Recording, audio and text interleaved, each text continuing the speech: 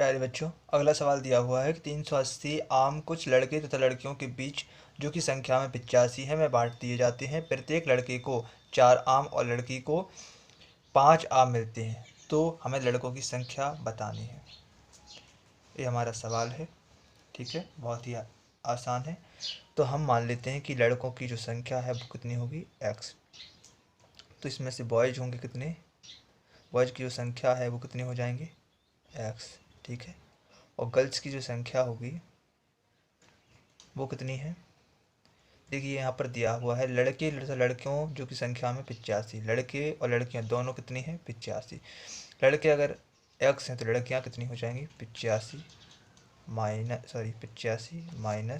x। ठीक है, ठीक है। अब इसको हम कर देंगे, 380 आम हैं जो लड़के और कुछ लड़कियों के बीच बांट दिए जाते हैं, तो x प्लस 85 माइनस x दोनों के बीच में 380 आम बांटे गए।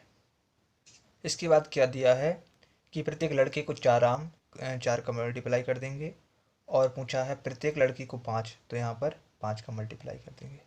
ठीक है, अब इसे सॉल्व करेंगे, क्या हो जाएगा, 4x प्लस 40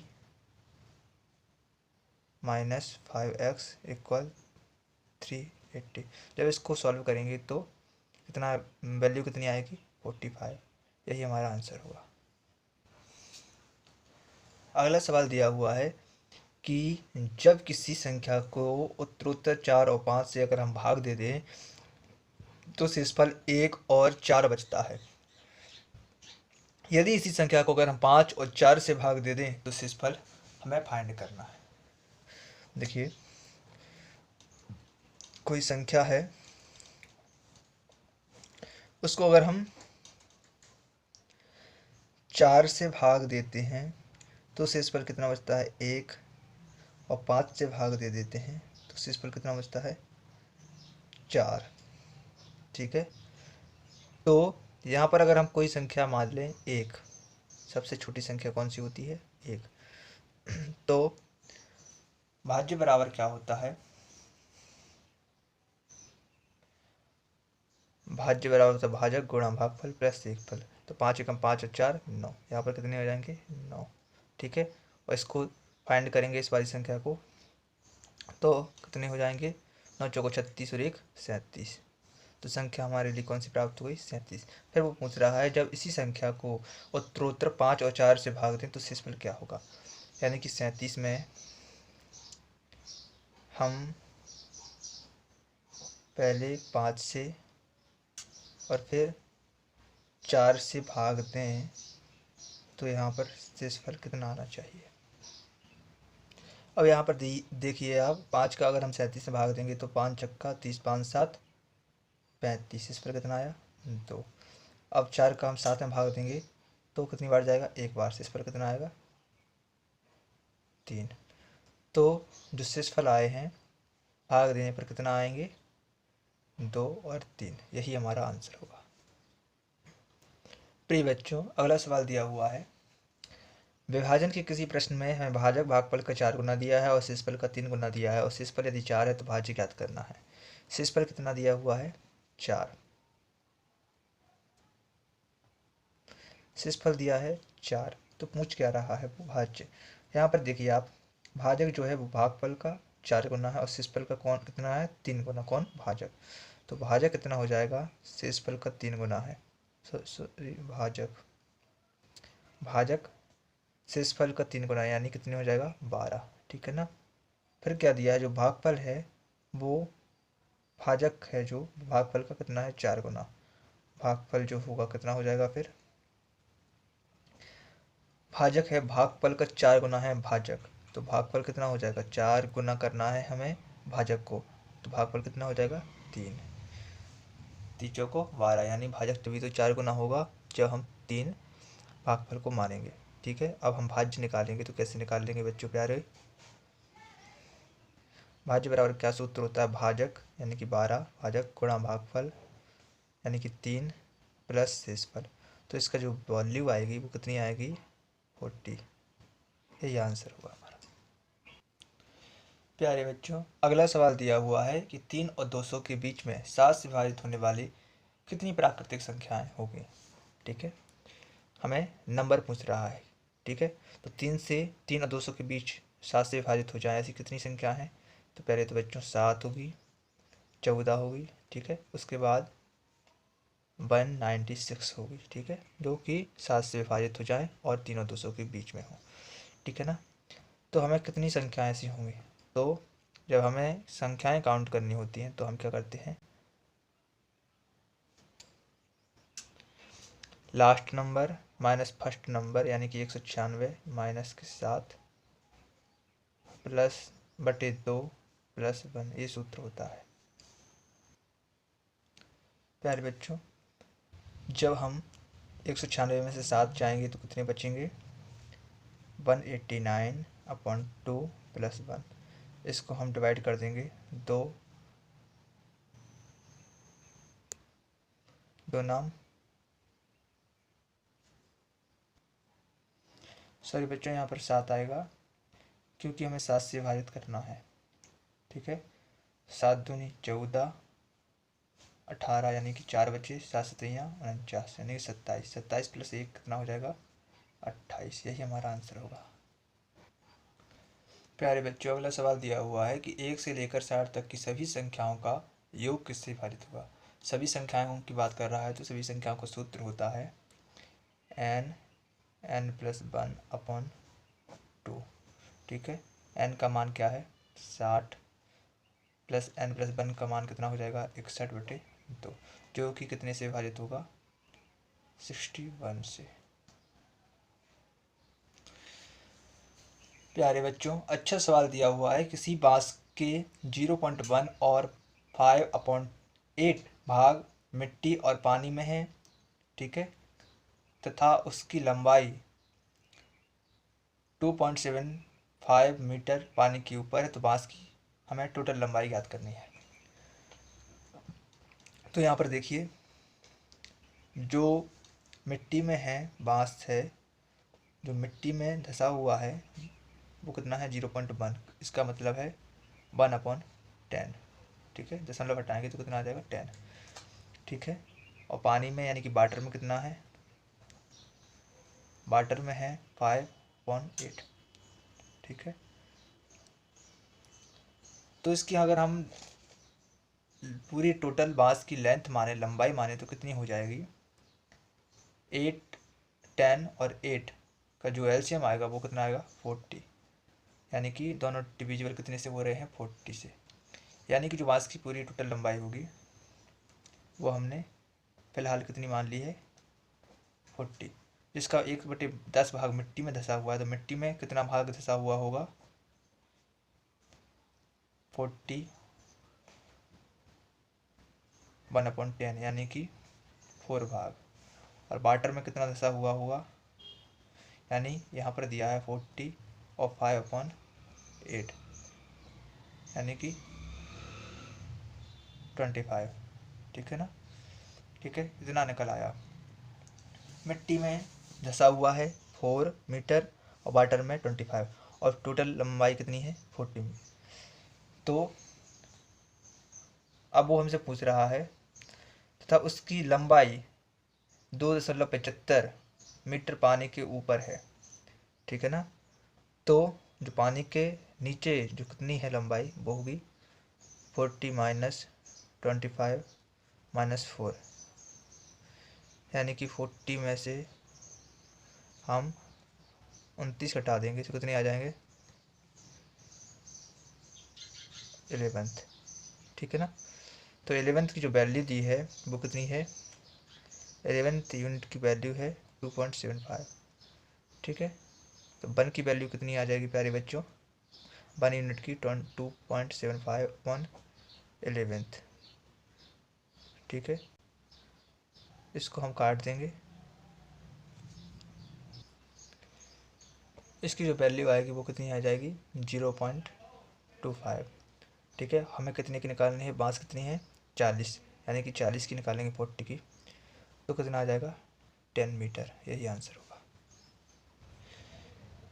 प्यारे बच्चों, अगला सवाल दिया हुआ है हमारे लिए कि एक व्यक्ति अपनी आय का 1/3 भाग भोजन पर और आय का 2/5 भाग मकान के किराए पर और आय का 1/5 भाग अपने कपड़ों पर खर्च कर देता है और 400 रुपये वह शेष बचा लेता है, तो उसकी आय क्या होगी। तो हम अगर मान लें कि आय उसकी 15 रुपये है, 15 रुपये है, क्यों माना, क्योंकि हम 1/3 और 2/5 को अगर किसी से डिविजिबल कर सकते हैं तो वो है 15, ठीक है ना। क्यों कर सकते हैं, क्योंकि यहाँ पर 5, 3 और यहाँ पर भी 5, यानी कि तीनों का जो एलसीएम होगा वो कितना आएगा 15। तो आय हमने 15 मान ली है। तो फूड पर कितने कर देता है वो, भोजन पर 1/3 कितने में से 15 में, तो कितना आ जाएगा 5, ठीक है। और यानी कि किराए पर कर देते हैं, यानी फेयर पर भी कर देता है वो, या रेंट मान लेते हैं हम, रेंट पर कर देता है 2/5, यानी कितने आ जाएंगे 6, ठीक है ना बच्चों। और अगर हम बात करें क्लॉथ पर तो कितने हो जाएंगे उसके 1/5, कितने आ जाएंगे 3। तो जो शेष है, कितने हुए शेष रुपए, कितने रुपए खर्च हुए गए उसके शेष, तो यहाँ पर 15 थे, जिसमें से 5 और 3 8 और 6 14, इसके हुए 1 रुपये खर्च, जिसकी वैल्यू कितनी दी हुई है 400, ठीक है बच्चों। हमें निकालनी कितने की है, उसका टोटल आय, यानी कि 15 की वैल्यू। तो 15 की वैल्यू निकालने के लिए हम क्या कर देंगे, 400 × 15 कितना आ जाएगा 60, यानी कि 6000 रुपये उसकी आय होगी।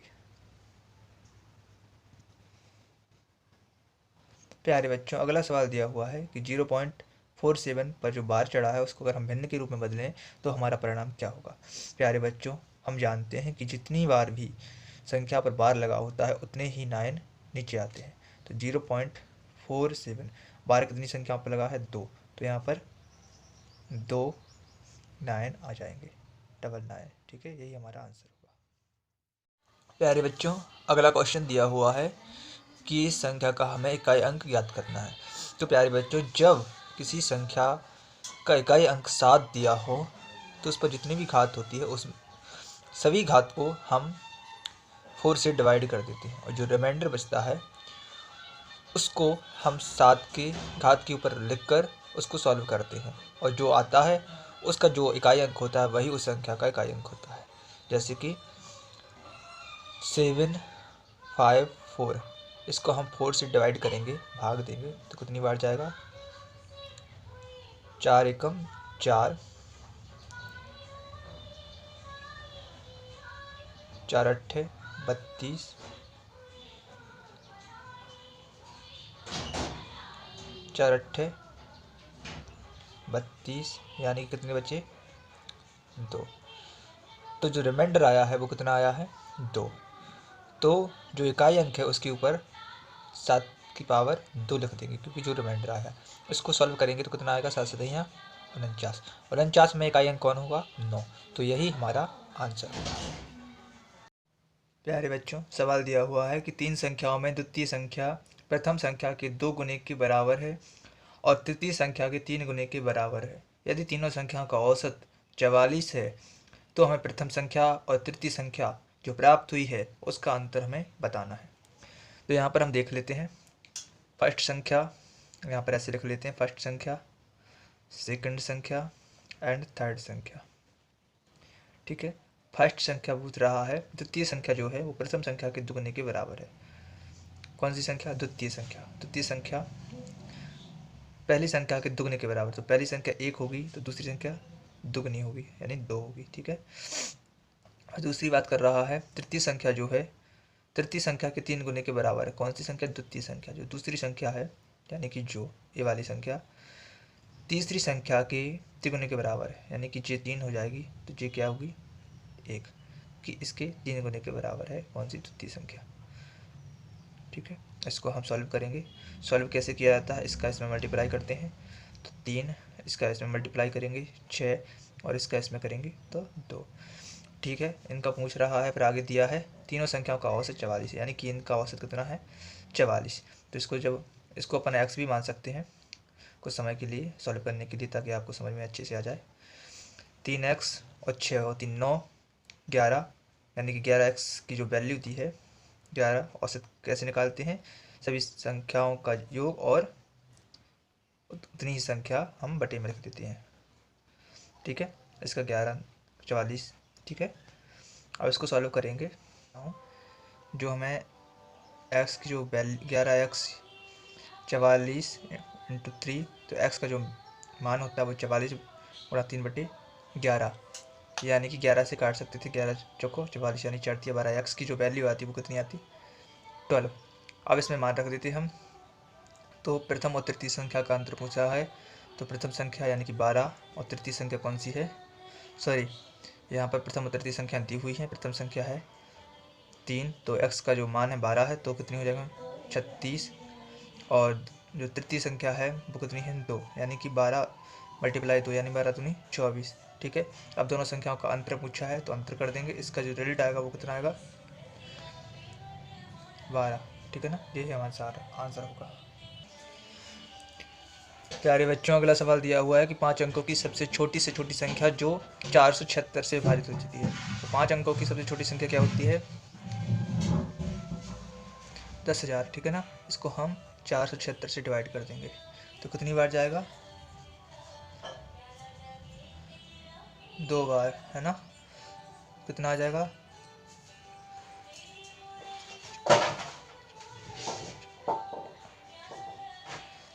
ठीक है ना, और इसको हम करेंगे तो कितना आ जाएगा 48। ठीक है ना, 480 कितनी बार जाएगा 1 बार, 476 कितने आ जाएगा 6 पर, रिमाइंडर कितना आएगा 4। ठीक है ना, अब इसको हम इसमें से माइनस कर देंगे।